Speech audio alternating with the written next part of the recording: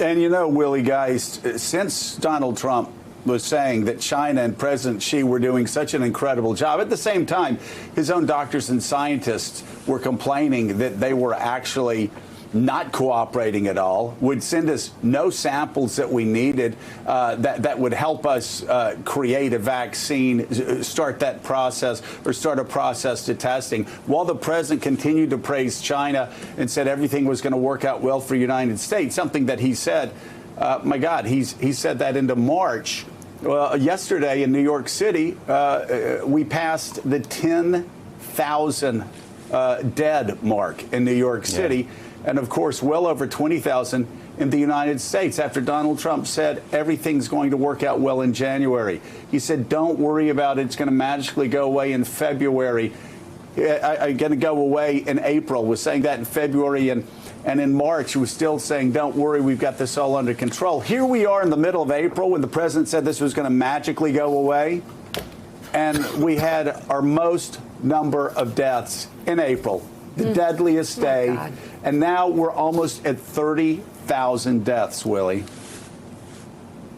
Yeah. By the way, I do have a monitor, so I'm available for any reading that needs to come up. Oh, I like it. The show. But yes, the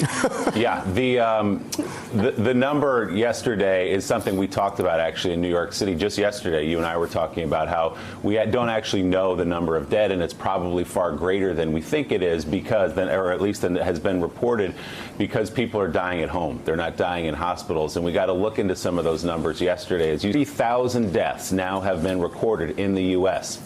The number of new deaths tripled within 24 hours from more than 1,500 new deaths Monday to more than 6,000 yesterday. In the state of New Jersey, where projections had shown signs of improvement, the death toll jumped by more than 350 people. That is New Jersey's largest single-day increase since the outbreak began. That grim reality is similar now across the U.S., including in California, which reported its deadliest 24 hours.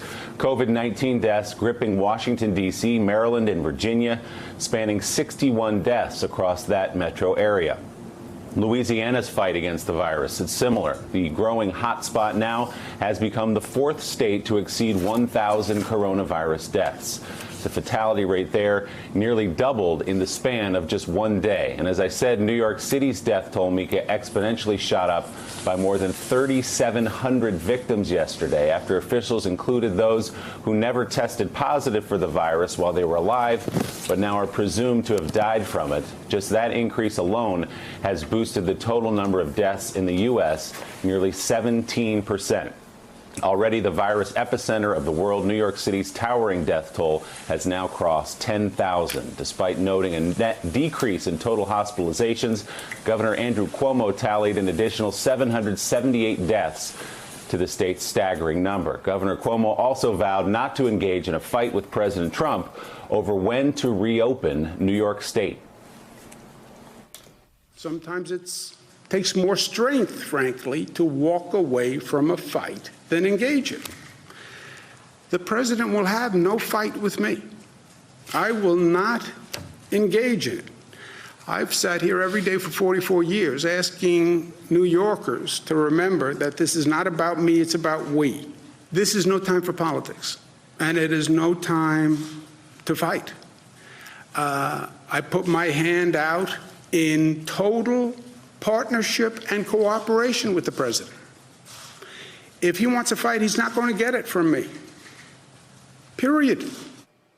You know, we haven't talked a whole lot about politics, John Heilemann, during this time. I mean, we didn't even talk about the Bernie endorsement of Joe Biden, which we'll get to later on today. Along with Obama. But let's, and Barack Obama yesterday, we'll get to that as well.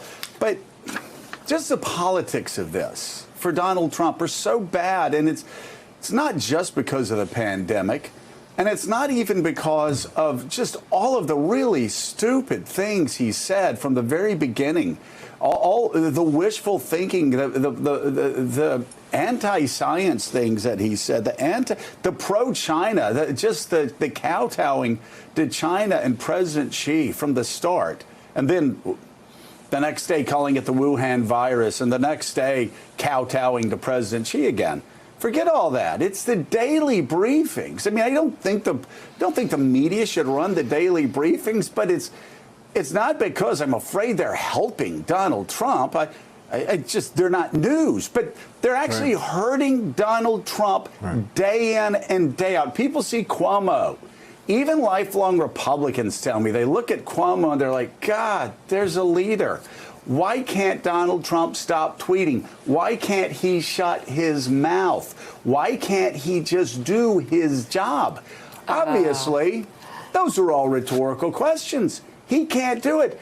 But he's really damaging his political standing by going out every day and engaging in clownish behavior. And that's, by the way, not conservatives. You can't be conservative and support Donald Trump. Trumpists are even saying that now. Right. I mean, you think about it this way, Joe. You know you're on to something in a situation like this and criticizing Donald Trump when Lindsey Graham agrees with you. And you got someone like Lindsey Graham who never has, after the years when he used to criticize Trump, once Trump became president, Lindsey Graham will never, ever, ever say anything to get on the wrong side of Donald Trump. His job, his sole purpose in life is to curry favor with Donald Trump, to pump up Donald Trump and to inflate Donald Trump's ego and never say a cross word. Even Lindsey Graham is on the record now with reporters trying to send that message, the SOS message with the blinking his eyes in the hostage video. He's trying to tell Donald Trump over and over again, you are screwing this up. These briefings are not working for you. All of your addictions. This one, the one to being on the constant spotlight, the fact that Trump, who used to stay away from that briefing room as if it was, the place that contained the kryptonite, he just never went in that briefing room. Now, once he discovered somehow he could go in there and command the stage for 2 hours a day, he's addicted to it. But even people like Lindsey Graham, is saying, you might want to do that once a week, buddy, because it's not helping you. And like I said, there's no world in which these briefings are helping Donald Trump. I mean, it's just he cannot help himself. Everyone around him is telling him stop, and he just cannot resist the lure of those cameras because the one thing he's right about, a lot of people are watching. The problem is the president doesn't understand that just the fact that a lot of people are watching doesn't mean that they're not watching and laughing at you or criticizing you or angry. Turning away from you in disgust. They're watching, but that's not necessarily a winning hand. They watch train wrecks too. I mean, they're horrified by that too. And it's like the kids in Willy Wonka, where they just keep eating and they keep blowing up. And the Democrats have to be like Gene Wilder in the first one. How about this where Gene Wilder, as they're running the doors and doing things they're not supposed to be doing and blowing up, Gene Wilder going, no, don't, stop. Well, Democrats have to be feeling that way because stop, no, please stop, because he's destroying his chance of getting reelected by doing this every day. And Mika, he goes out there and he's scaring the hell out of voters every day by what he's doing. And then when he went out yesterday or the day before, I forget, I think it was the day before, and he sounded like Mussolini by saying the power of the president is complete and I have complete, total authority. Rich Lowry with the National Review, who tries to play it, down the line as much as he can as a conservative, said it was the most reckless thing any president has likely ever said from the White House. And that's the National Review. And, you also have people like Brit Hume talking about how reckless those statements are and how stupid those statements are. You have a lot of people that have done their best to defend Donald Trump when they could defend him and attack liberals when he could attack them, just finally giving up on Donald Trump in these press conferences. These press conferences, Donald, Mr. President, these press conferences are bad for America. They just are.